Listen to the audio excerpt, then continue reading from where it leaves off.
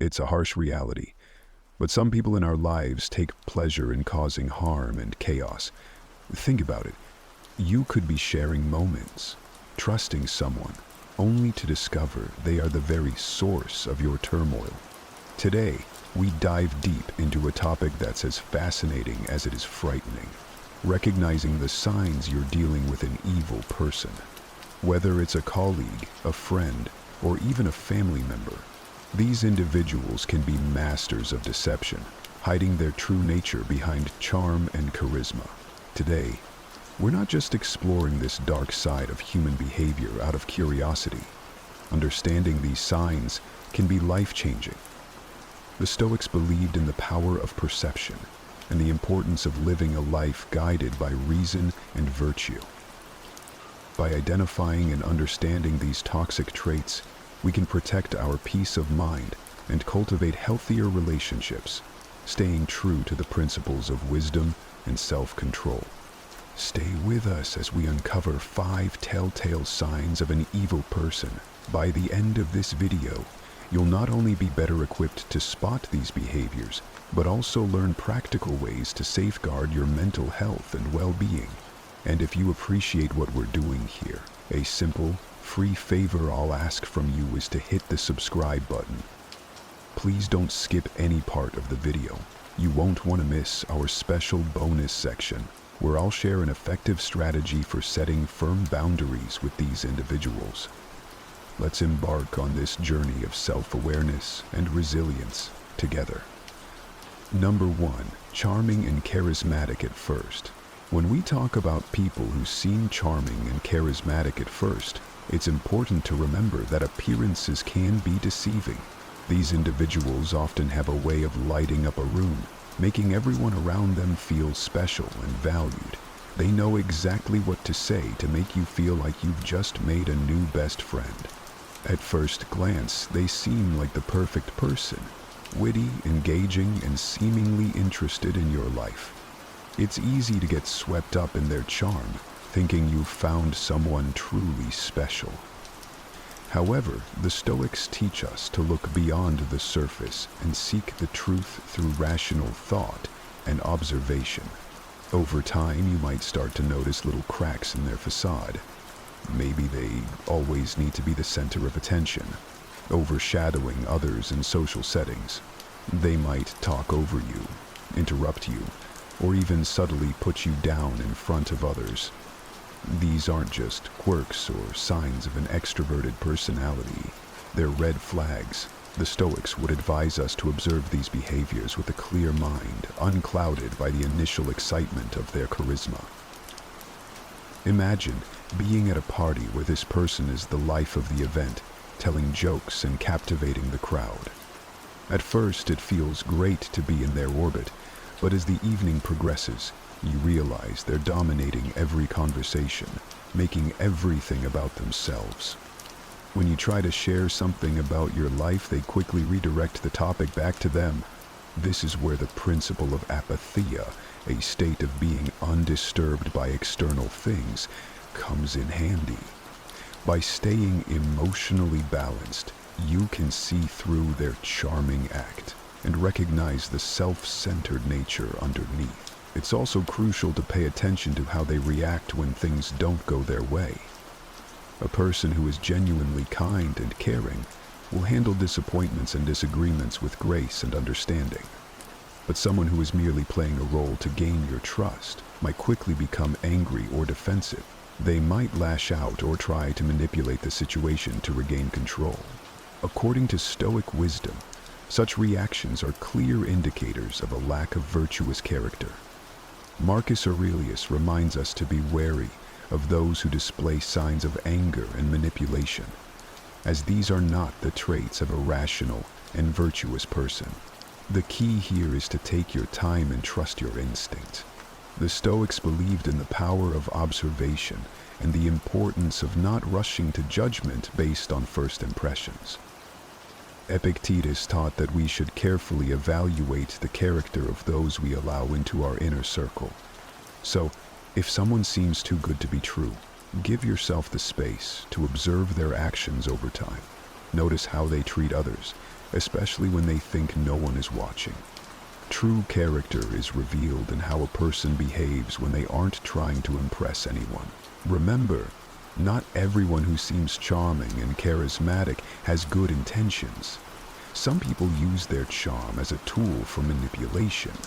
By staying grounded and mindful, you can protect yourself from being taken in by a superficial facade. Stay true to the principles of wisdom and discernment, and you'll be better equipped to navigate these complex social interactions. Another crucial sign to watch out for: a lack of empathy. Empathy is the ability to understand and share the feelings of others. It's what allows us to connect deeply with those around us, to offer support when it's needed, and to create meaningful relationships. However, there are individuals out there who seem to completely lack this essential human trait. They don't care about how their actions or words affect others, and this can have a devastating impact on those around them. The Stoics believed in the importance of compassion and understanding as fundamental virtues. Marcus Aurelius often spoke about the interconnectedness of humanity and the need to consider the well-being of others as part of our own well-being. So, when we encounter someone who shows a blatant disregard for the feelings of others, it's a serious red flag. Imagine you're sharing something deeply personal with a friend, hoping for some comfort or understanding. Instead of showing any genuine concern, they brush off your feelings or even mock your vulnerability. This lack of empathy can make you feel isolated and misunderstood. It's not just about them not being there for you in tough times.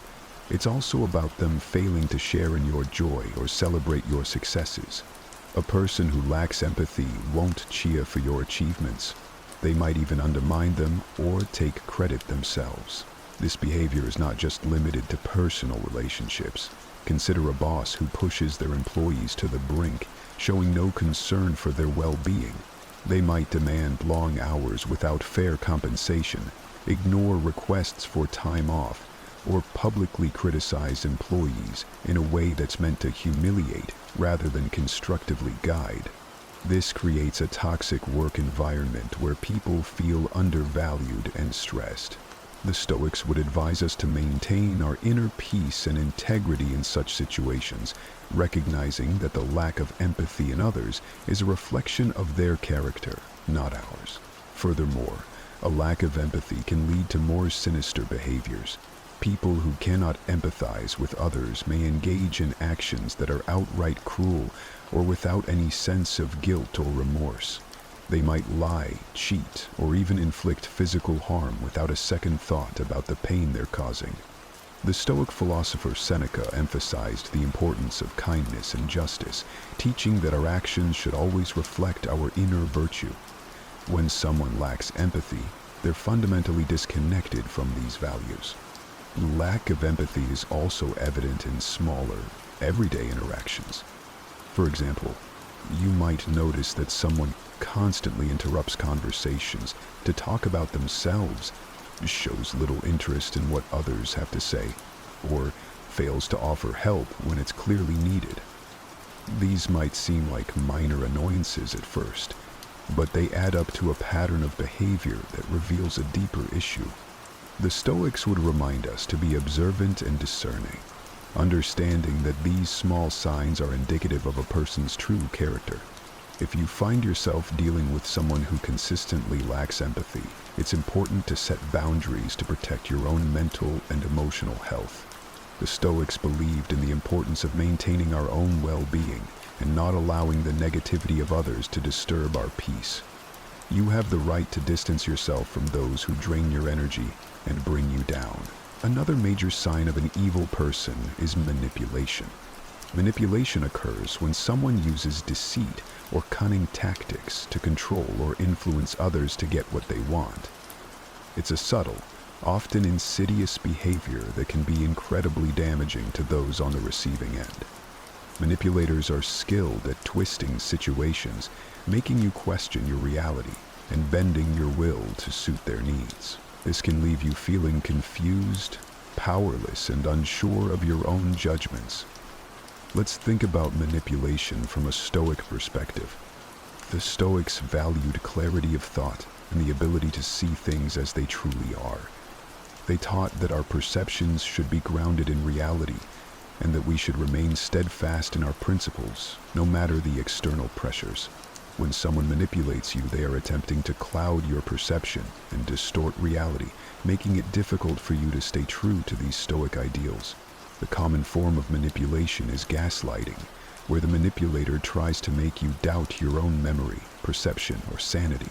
They might deny that certain events happened, or they might twist your words and actions to make you feel at fault. For example, let's say you confront a friend about something hurtful they said. Instead of acknowledging it, they might turn the tables, accusing you of being overly sensitive or misremembering the situation. This can erode your confidence and make you reliant on the manipulator's version of reality. Manipulators are also adept at playing the victim. They might guilt-trip you into doing things you don't want to do by making you feel responsible for their happiness or well-being. You might have a friend who constantly complains about their problems, expecting you to drop everything to help them, yet they are never there for you in return. They might say things like, "If you were really my friend, you'd do this for me," making you feel obligated to comply. The Stoics, especially Epictetus, emphasize the importance of understanding what is within our control and what is not. We cannot control others' actions or emotions, only our response to them. Consider how a manipulator might use flattery or charm to get their way. At first, this can feel great. They might shower you with compliments and make you feel special. But over time, you might notice that their praise comes with strings attached. They might compliment you when they want something from you, or when they need you to do something for them.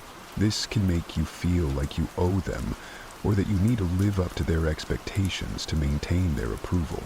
The Stoics would remind us that true virtue and self-worth come from within, not from the fleeting approval of others. Manipulation can also take the form of isolation. A manipulative person might try to cut you off from your friends and family, making you more dependent on them. They might say things like, "Your friends don't really care about you," or "Your family doesn't understand you like I do."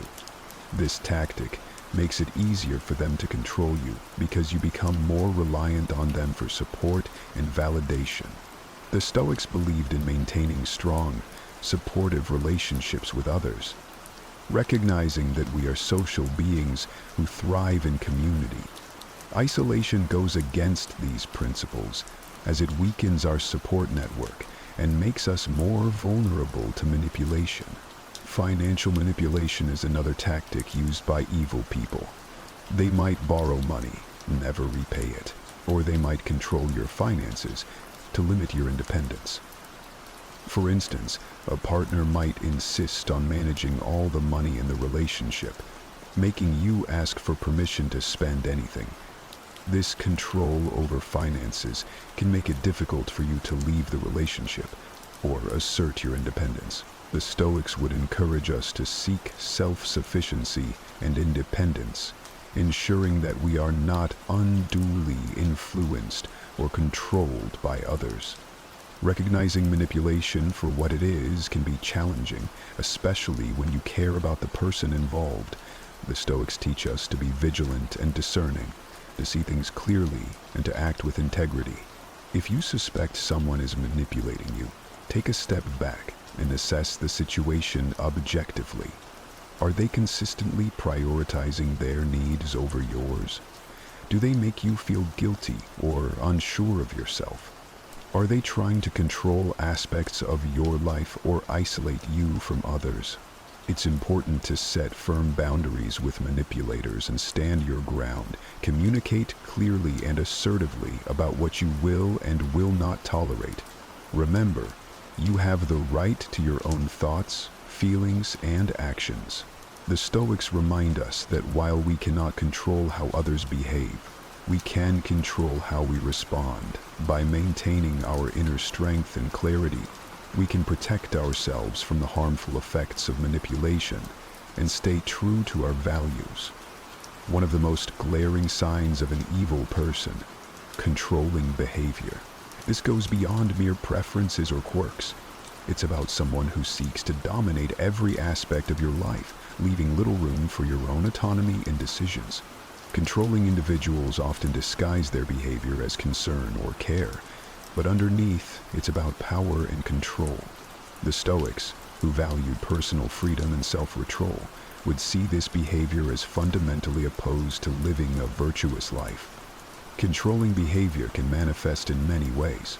For instance, you might have a friend who insists on always choosing where you go and what you do together. While it might seem harmless at first, over time you start to realize that your preferences and opinions are consistently ignored or overridden.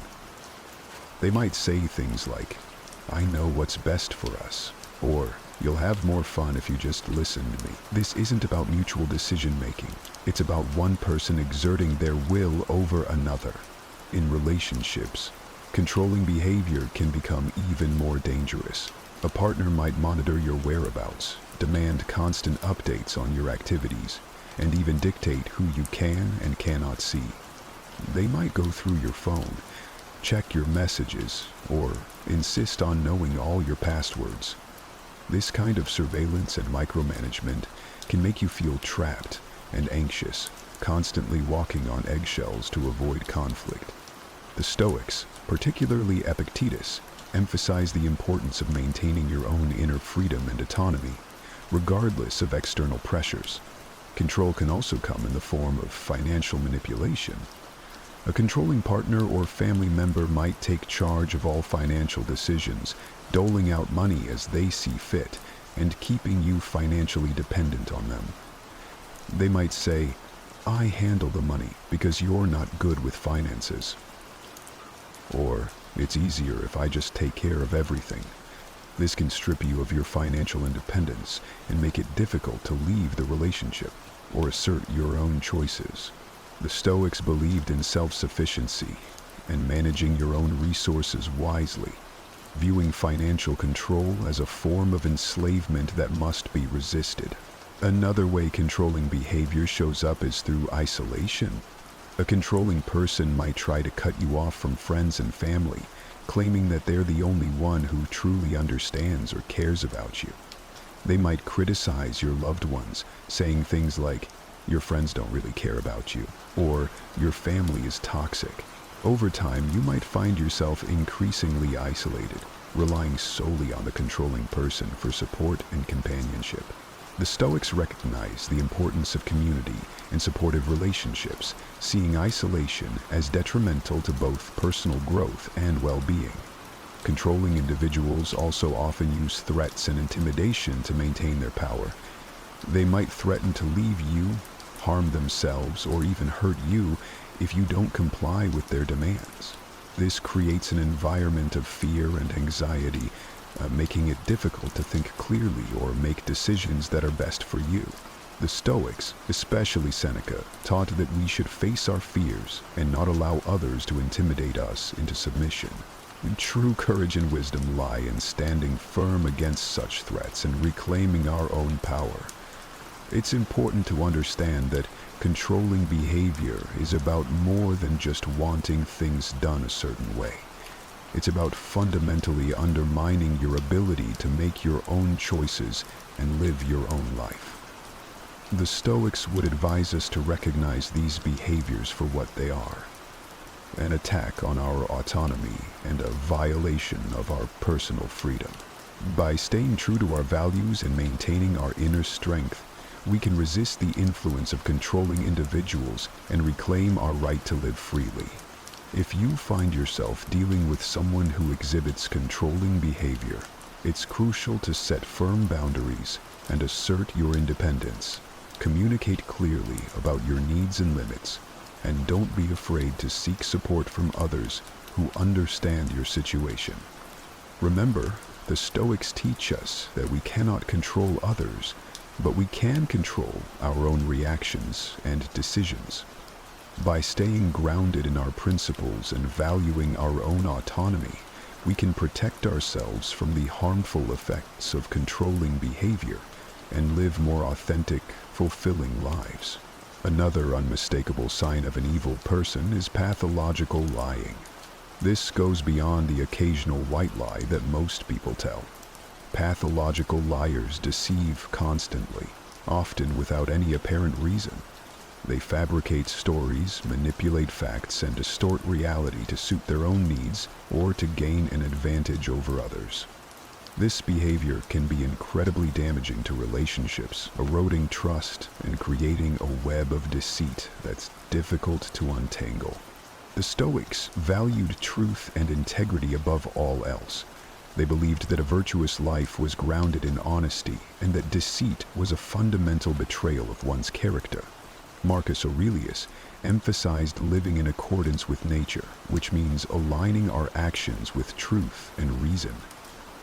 When someone lies pathologically, they are living in direct opposition to these principles, creating a false reality that benefits only themselves. Pathological lying can take many forms. It might start with small, seemingly harmless lies, like embellishing a story to make themselves look better or more interesting. Over time, these lies can escalate, covering up mistakes or wrongdoings and manipulating others to achieve their goals. A pathological liar might claim to have accomplished things they haven't, falsely take credit for others' work, or make up stories about their past to gain sympathy or admiration. This constant dishonesty creates a distorted view of reality where you can never be sure what's true and what's fabricated. Consider how a pathological liar might operate in a workplace. They might lie about their qualifications, exaggerate their contributions to projects, or spread false rumors about colleagues to sabotage them.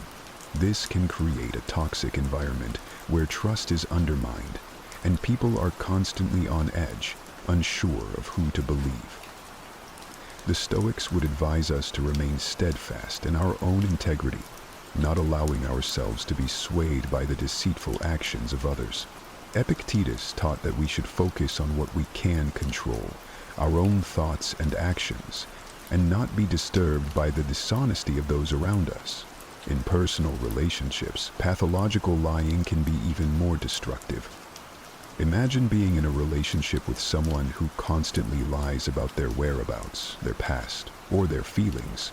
This behavior can make you feel insecure, anxious, and constantly questioning your own perceptions. You might find yourself doubting your memory or second-guessing your instincts, which is exactly what the liar wants. They thrive on creating confusion and instability, keeping you off balance so they can maintain control.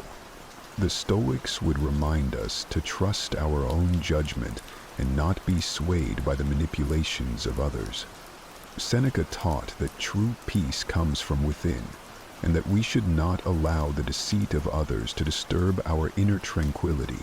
One of the most insidious aspects of pathological lying is that it's often difficult to detect at first. Pathological liars can be incredibly convincing, telling their lies with such confidence and detail that it's hard not to believe them. They might mix truth with lies, making it even more challenging to discern what's real. This is where the Stoic principle of vigilance comes into play. We must remain observant and critical, not taking things at face value, but instead seeking the truth through careful consideration and evidence. When you catch someone in a lie, pay attention to how they react. Do they become defensive or aggressive? Do they try to turn the tables and blame you? Or do they offer a plausible explanation that seems to make sense, even if it's just another layer of deceit? A genuine person will admit to their mistakes and strive to correct them, while a pathological liar will double down on their falsehoods, weaving an even more intricate web of lies. The Stoics would counsel us to remain calm and rational in the face of such behavior, recognizing it for what it is and not allowing it to provoke us. It's also important to consider the long-term impact of pathological lying. Over time, it can erode the very foundation of trust that any relationship is built upon. Once trust is broken, it's incredibly difficult to rebuild, You might find yourself constantly suspicious, always wondering if you're being lied to again. This can lead to a toxic cycle of mistrust and resentment. The Stoics believed in the importance of building strong, honest relationships based on mutual respect and understanding. When dealing with a pathological liar, you must decide whether it's worth trying to rebuild that trust, or whether it's healthier to distance yourself from their toxic influence. If you find yourself entangled with a pathological liar, it's crucial to set firm boundaries and protect your own mental and emotional well-being. The Stoics would advise us to remain true to our own values and principles, not allowing ourselves to be dragged down by the deceit of others. Be clear about what you will and will not tolerate, and don't be afraid to walk away from a relationship or situation that is built on lies. Remember, your peace of mind and integrity are more important than maintaining a connection with someone who consistently deceives you. Now, how can you protect yourself from these harmful behaviors while maintaining your peace and integrity? Setting boundaries is one of the most crucial skills you can develop when dealing with difficult or toxic people. Boundaries are about defining what you will and will not accept in your relationships, and they are essential for protecting your mental, emotional, and even physical well-being. The Stoics, who emphasized the importance of personal integrity and inner peace, would see boundary setting as a fundamental practice for maintaining a virtuous and tranquil life. First and foremost, it's important to recognize that setting boundaries is not about being harsh or unkind.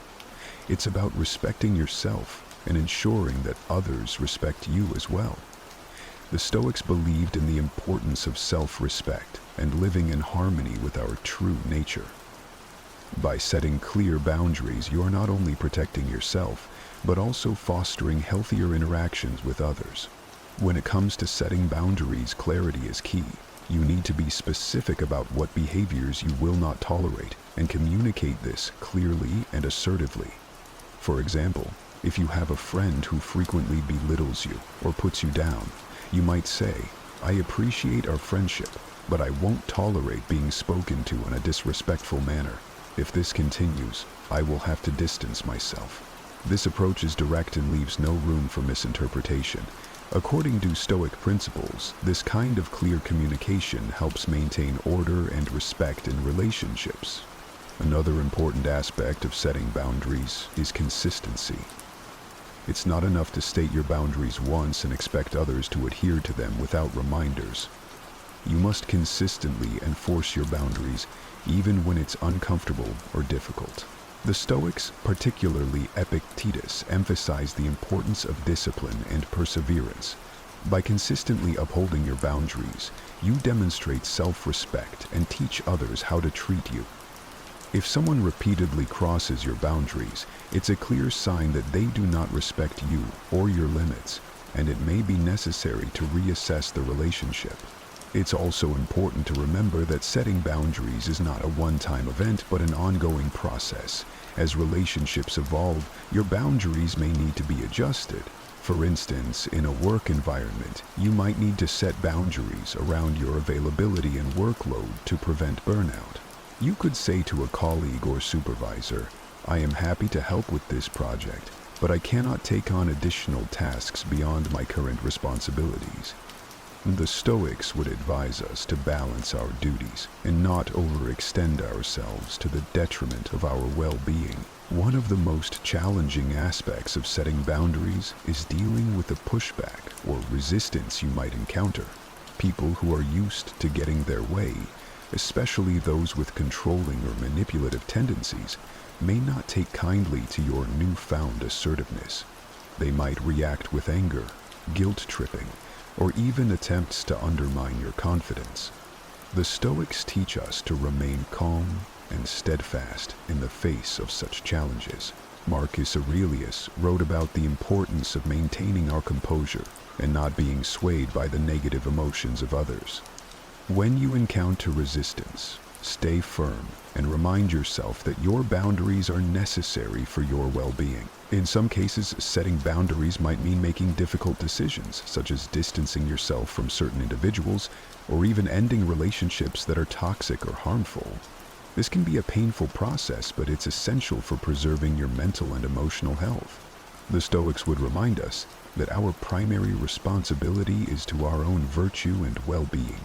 Seneca often spoke about the importance of choosing our associations wisely, recognizing that the company we keep can significantly impact our character and happiness. By distancing yourself from those who consistently violate your boundaries, you are making a powerful statement about your self-worth and commitment to living a virtuous life. It's also helpful to seek support from others when setting boundaries. This could mean talking to trusted friends, family members, or a therapist about your experiences and getting their input and encouragement. Sharing your struggles and successes with boundary setting can provide you with valuable perspective and strengthen your resolve. The Stoics valued community and the support of like-minded individuals. Marcus Aurelius often reflected on the interconnectedness of humanity and the importance of mutual support. By leaning on your support network, you can find the strength to uphold your boundaries and maintain your well-being. Have you ever felt like a small boat, adrift in the vast ocean of social connections, yearning to be anchored in the hearts and minds of those around you? In this whirlwind of digital connectivity, where thousands of voices clamor for attention, it's easy to feel lost, unnoticed, and undervalued. But what if I told you that there's a timeless philosophy that can be your compass, guiding you to become not just another face in the crowd, but someone who truly matters to those around you? Welcome to a journey where ancient wisdom meets modern life. Today, we're diving deep into the art of making yourself a priority in others' lives, not through manipulation or games, but through the profound and authentic principles of Stoicism. Stay with me as we explore how to be a beacon in the sea of relationships, shining brightly enough to be seen, valued, and cherished. And if you're ready to unlock these secrets, make sure to hit that subscribe button, give us a thumbs up, share this video with your circle, and stay tuned until the end for every insightful moment. Because every second of this journey could be the key to transforming your relationship. Step 1. Context and problem. In our quest for significance in the complex tapestry of social relationships, we frequently encounter a disheartening imbalance, a pervasive sense that we hold others in higher regard than they do us. This perception, often shadowed by the disquieting feeling of being undervalued, leads us to a profound exploration of self-worth. Stoicism, an ancient philosophy rich in wisdom, offers us a beacon of guidance in this regard. The Stoic philosophy, rooted in the teachings of thinkers like Marcus Aurelius, Seneca, and Epictetus, emphasizes an internal locus of control. Marcus Aurelius, in his Meditations, profoundly observed, "You have power over your mind, not outside events. Realize this, and you will find strength." This powerful statement echoes the Stoic belief that true worth and contentment arise not from external validation, but from within. It's a reminder that our value does not depend on the whims or perceptions of others, but on our own self-perception and inner resilience. Seneca, another stalwart of Stoicism, accentuated the importance of self-reliance and inner fortitude. He eloquently stated, "If a man knows not to which port he sails, no wind is favorable." This insight underscores the necessity of self-awareness and having a clear understanding of our own values and goals. In the context of our social relationships, it suggests that knowing ourselves and our worth is the first step in being valued appropriately by others. Epictetus, with his emphasis on the dichotomy of control, reinforces this Stoic approach.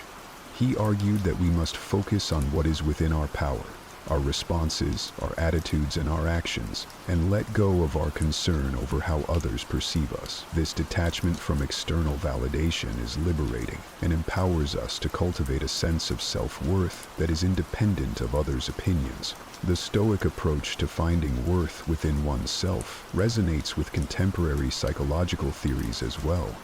Carl Jung, a pivotal figure in the field of psychology, once said, The privilege of a lifetime is to become who you truly are. This aligns with the Stoic principle of authentic living, the idea that true value and happiness are found in living in accordance with one's own nature and virtues.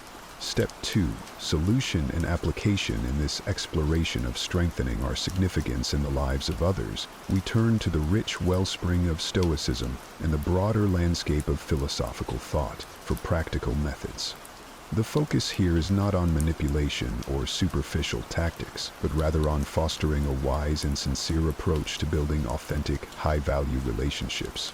At the heart of Stoicism lies the wisdom of understanding and controlling what is within our power. As Epictetus famously stated, we cannot choose our external circumstances, but we can always choose how we respond to them. In the context of relationships, this means focusing on our actions, reactions, and the genuine nature of our interactions with others. By doing so, we enhance the quality of our presence in others' lives, making it more likely for them to genuinely value and appreciate us. Marcus Aurelius, another renowned Stoic philosopher, emphasized the importance of authenticity in our interactions. He advised, "Waste no more time arguing about what a good man should be. Be one." This speaks to the core of forming high-value relationships, being genuine, kind, and true to our principles in all our interactions. By embodying the virtues we admire, we naturally attract people who value these qualities, thereby establishing a foundation for meaningful and enduring relationships. Furthermore, Seneca's teachings on the brevity of life and the importance of living in accordance with nature remind us to value the time we spend with others. He said, "Life, if well lived, is long enough." This underscores the idea of being fully present and engaged in our interactions, making every moment count. By bringing our full attention and sincerity to our relationships, we signal to others that they are important to us, inviting a reciprocal appreciation and deepening of the bond. The application of these Stoic principles is also reflected in the broader philosophical context. Aristotle's concept of eudaimonia, or flourishing, is achieved through virtuous activities that constitute a life well lived.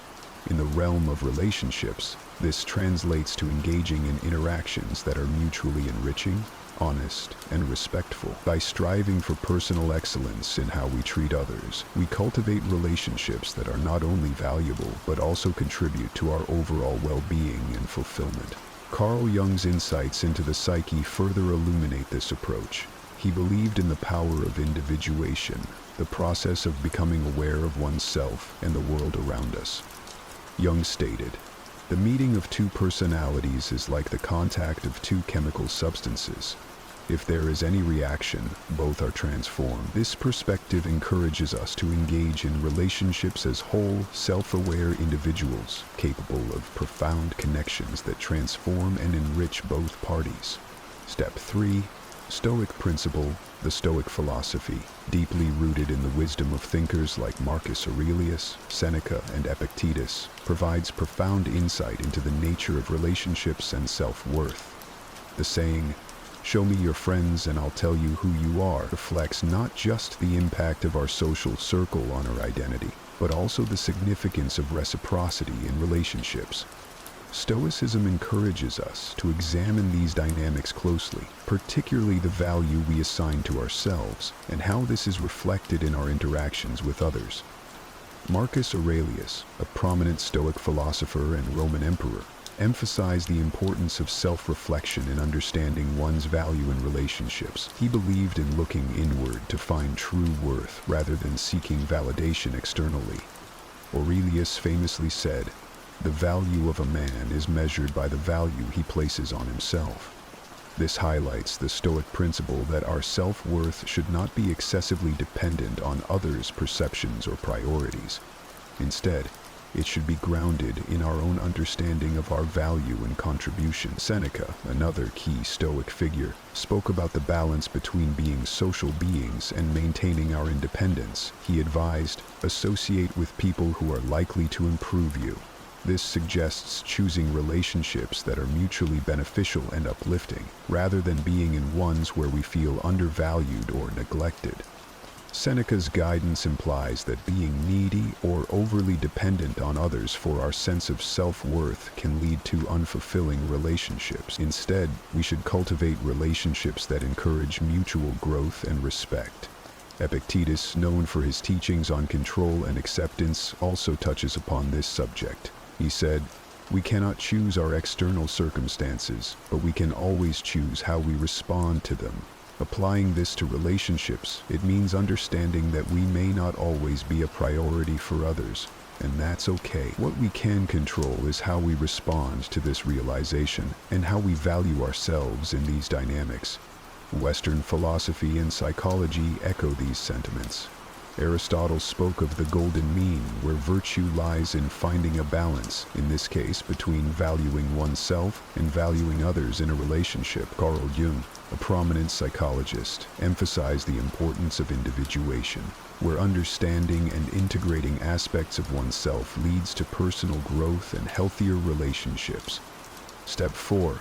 Practical actions in the quest to be more valued in our relationships. Stoicism offers a pragmatic and dignified approach centered around the management of our presence and availability. This philosophy, deeply rooted in the wisdom of luminaries like Marcus Aurelius, Seneca, and Epictetus, provides guidance on how to navigate our social interactions with grace and intention. Marcus Aurelius, a Stoic philosopher and Roman emperor, highlighted the importance of valuing one's time and presence. He taught that time is one of the few things under our control in a world governed by fate and external circumstances. By judiciously managing our availability, we signal to others the value of our time and, in turn, increase our own worth in their eyes. Aurelius believed in the principle of purposeful action, which includes making conscious decisions about when and how to engage with others. Seneca, another prominent Stoic philosopher, echoed this sentiment. He advised that we should be selective with our company and time. Seneca's teachings suggest that by occasionally withdrawing our presence, we allow others to appreciate our value more fully. He wrote, "True happiness is to be free from the yoke of our own desires and to be able to relax and lay aside our anxiety. This relaxation includes not succumbing to the need for constant social validation and understanding the power of absence in enhancing our relationships." Epictetus, a Greek Stoic philosopher, emphasized the importance of focusing on what we can control. He said, "Only the educated are free." In the context of relationships, this education involves understanding that we have the power to manage our time and attention. By controlling our availability, we assert our freedom and self-respect, which, in turn, leads others to value and respect us more. Western philosophy and psychology also support these Stoic principles. Aristotle spoke about the golden mean, advocating for a balance in all things. In terms of social interactions, this means finding a middle ground between being overly available and completely inaccessible. Carl Jung, the Swiss psychiatrist, emphasized the importance of individuation, which involves understanding and integrating one's own needs and boundaries. This self-awareness leads to healthier interactions where one's time and presence are valued. In practical terms, to be more valued by others, we can start by judiciously managing our availability. It's not about playing games or being elusive, but about respecting our own time and teaching others to do the same. By occasionally allowing people to miss us, we create a healthy dynamic where our presence is appreciated and sought after. Remember, it's not about controlling others or the outcomes of our relationships, but about managing our own actions and choices with wisdom and dignity. Step 5. Developing patience. In Stoic philosophy, the concept of patience is elevated to an art form, a crucial skill for thriving amidst life's perpetual turmoil. This perspective, deeply embedded in the teachings of Marcus Aurelius, Seneca, and Epictetus, resonates with timeless relevance. Marcus Aurelius, renowned for his meditative reflections, saw patience as a form of inner fortress. He believed that our inner peace should not be at the mercy of external events. You have power over your mind, not outside events. Realize this, and you will find strength. This statement encapsulates the Stoic essence of patience. It's not about waiting idly for circumstances to change, but about maintaining a composed and resilient mindset, regardless of what life throws our way. Seneca, another luminary in Stoic thought, echoed similar sentiments. He viewed patience as a conscious resistance against the rushing tides of life, a means of maintaining dignity and grace under pressure. The greatest remedy for anger is delay, Seneca advised, suggesting that patience is a deliberate choice to pause and reflect rather than react impulsively. This approach is far from passive. It's an active engagement with our emotional landscape, mastering our impulses in favor of thoughtful responses. Epictetus, known for his practical wisdom, placed great emphasis on the dichotomy of control, teaching that while we cannot control external events, we have absolute power over our reactions. Patience, from this viewpoint, is a manifestation of this control, a serene assertion of our ability to endure and persevere. No man is free who is not master of himself, Epictetus asserted, highlighting that true freedom comes from self-mastery, of which patience is a vital component. From a broader Western philosophical and psychological perspective, patience aligns with the ideals of emotional regulation and resilience.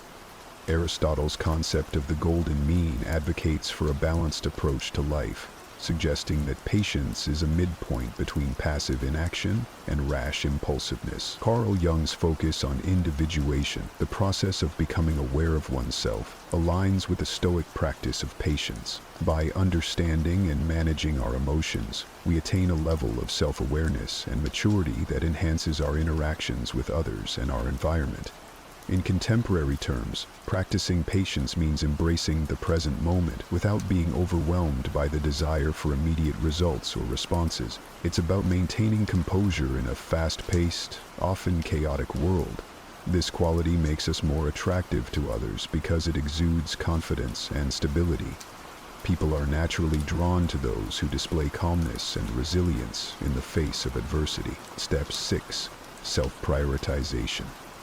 In the realm of Stoicism, the practice of self-prioritization is not just encouraged but seen as a necessary aspect of a balanced life.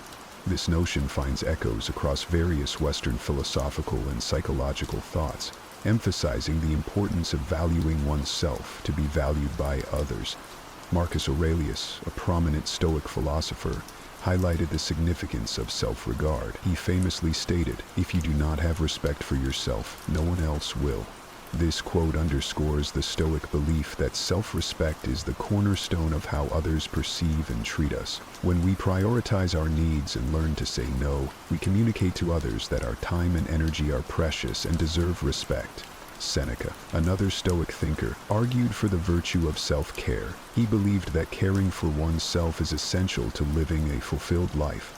We are not given a short life, but we make it short, and we are not ill-supplied, but wasteful of it, Seneca wrote, implying that failing to prioritize ourselves leads to a wasted life.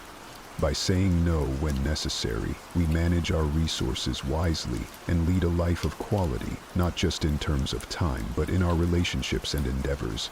Epictetus emphasized the concept of control, particularly over our actions and choices. He taught it's not what happens to you, but how you react to it that matters. This idea is crucial in understanding self-prioritization. When we choose to prioritize our own needs, we are actively deciding how to react to the demands of others, thereby maintaining control over our lives. From a broader psychological perspective, Carl Jung's concept of individuation aligns with this Stoic practice. Jung believed in the importance of understanding oneself as an individual, separate from the collective. Prioritizing oneself is a step toward achieving this individuation, leading to a stronger, more defined personality that commands respect and importance from others. Aristotle's notion of the golden mean, the desirable middle between two extremes, also supports the idea of self-prioritization. Aristotle taught that virtue lies in finding balance, which includes balancing our own needs with the needs of others. Saying no is not an act of selfishness, but a practice of maintaining this balance. By applying these Stoic and philosophical principles, we learn that prioritizing ourselves is not an act of selfishness, but a necessary step toward being valued and respected by others. It teaches us to manage our personal resources effectively and sets a standard for how others should treat us. When we demonstrate that we value our own time and efforts, we naturally inspire others to do the same. This act of self-respect not only benefits our mental and emotional well-being, but also enhances our social and professional relationships. Step 7. Time management. In the teachings of Seneca, a luminary in the Stoic school of philosophy, we find profound insights on the wise use of time, a concept that resonates deeply in both ancient wisdom and contemporary thought. Seneca's perspective on time management is not just about efficiency or productivity, it's about the quality of life and making conscious, meaningful choices. Seneca, in his essay on the shortness of life, famously stated, "It is not that we have a short time to live, but that we waste a lot of it. Life is long enough, and a sufficiently generous amount has been given to us for the highest achievements. If it were all well invested." This quote encapsulates the Stoic view that time, once lost, is something we can never regain. Therefore, Seneca urges us to be selective with whom we spend our time and how we spend it, emphasizing that our time is a precious and limited resource that should be used wisely and purposefully. This Stoic principle aligns with the thoughts of Aristotle, who believed in the importance of pursuing activities that enrich our soul. Aristotle taught that eudaimonia, or flourishing, is the highest good for human beings, and this can only be achieved by living a life of virtue and engaging in activities that fulfill our true nature. By managing our time wisely, we can devote more of it to activities that contribute to our personal growth and happiness. Plato, another great philosopher, also touched on the importance of self-reflection and personal growth. He believed that an unexamined life is not worth living. In this context, the wise management of time includes periods of introspection and contemplation, allowing us to understand ourselves and our place in the world better. From a psychological standpoint, Carl Jung's concept of individuation further supports the idea of wise time management. Jung emphasized the importance of personal development and self-realization. By choosing how we spend our time, we can engage in activities that contribute to our personal and psychological growth. Epictetus, a Stoic philosopher, also stressed the importance of focusing on what is within our control. He taught that we should not squander our time on things beyond our control, but instead focus on our actions and choices. This approach to time management is about making conscious decisions that reflect our values and goals. Step 8. Autonomy. Epictetus, a philosopher renowned for his profound insights into the nature of happiness and the good life, presents a compelling argument about the essence of true freedom. His assertion, "No man is free who is not master of himself," encapsulates a fundamental principle of personal autonomy and self-mastery. This concept, deeply rooted in Epicurean philosophy, emphasizes the importance of controlling our decisions and emotions as a pathway to enhancing our self-worth and autonomy. Epicurus's philosophy, though distinct from Stoicism, shares the conviction that inner peace and freedom stem from self-governance. He believed that pleasure, understood as the absence of pain and disturbance, is achieved through simple living, the cultivation of personal virtues, and the management of desires. This perspective encourages us to reflect on our emotional responses and decision-making processes, suggesting that true freedom is found not in external circumstances, but in how we manage our internal states. This idea resonates with the Stoic teachings of Epictetus, who famously said, "We are disturbed not by events, but by the views which we take of them." Epictetus emphasizes that our perception of events, more than the events themselves, determines our peace of mind. This Stoic view aligns with Epicurus's emphasis on internal mastery as the key to freedom. From a broader philosophical perspective, Aristotle's concept of eudaimonia, or flourishing, is achieved through the exercise of virtue and rationality, echoing the sentiment of self-mastery. Aristotle believed that living according to reason and virtue leads to the highest form of happiness, a state that is closely linked to having control over one's actions and emotions. In the realm of psychology, Carl Jung's emphasis on individuation, the process of becoming aware of one's self, aligns with this idea.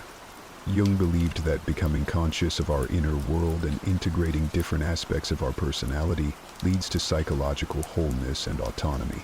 This process involves understanding and managing our emotions, thoughts, and behaviors.